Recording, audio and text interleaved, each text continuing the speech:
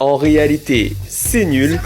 mais c'est pas catastrophique. Je vous fais une critique rapide du film Minecraft sorti au cinéma, le jeu vidéo le plus vendu de l'histoire, à ce qu'on m'a dit parce que je ne le connais pas du tout à part de renommée, a droit à son live action, et en voyant la bonne annonce, franchement je me disais que ça pouvait le faire, je trouvais que ça rendait plutôt bien et j'étais intrigué. Mais malheureusement oui, les nombreux retours négatifs sont plutôt justes, il y a énormément de paresse dans ce film. Déjà les personnages sont à peine caractérisés qui sont jetés dans l'aventure, on ne les connaît quasiment pas, certains sont même là pour rien, réellement. Pour certains on leur apporte même un attachement qu'ils n'ont jamais eu, toute l'histoire va à 2000 à l'heure, ça ne s'arrête jamais, on développe très peu l'histoire, on voit que le film essaie de donner un semblant d'aventure à la fois à la Jumanji, Indiana Jones et un poil Seigneur des Anneaux dans ce monde cubique, mais bien sûr on n'y fait que frôler l'influence. Jack Black et Jason Momoa en font des caisses totalement en roue libre, ils font ce qu'ils veulent et sont du coup souvent lourds, mais j'avoue que de temps en temps ils sont tellement dans l'abus et de l'absurde qu'ils m'ont fait marrer, et possiblement pour les enfants auxquels le film semble plus destiné, même si je pense qu'on peut faire moins bête pour eux malgré que ce soit un divertissement, il se peut que ça les fasse marrer aussi. Malgré tout ça, j'ai vu le film en 3D et j'ai trouvé que ça rendait plutôt bien, la 3D et les effets spéciaux étaient plutôt bien faits,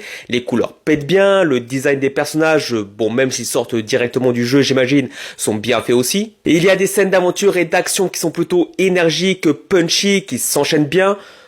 que ce soit un peu brouillon des fois. Et il y a une légère réflexion intéressante, mais qui malheureusement n'ira pas trop loin sur la créativité, sur l'art, versus l'appauvrissement intellectuel par le travail du système capitaliste, qu'on verra un peu en critique, surtout dans le monde réel au début du film. Le dernier bon point, c'est que le film ne dure qu'1h40, plus j'aurais pas pu. N'hésitez pas à me dire si vous avez vu Minecraft et ce que vous en avez pensé, et n'hésitez pas à vous abonner si ma critique vous a plu.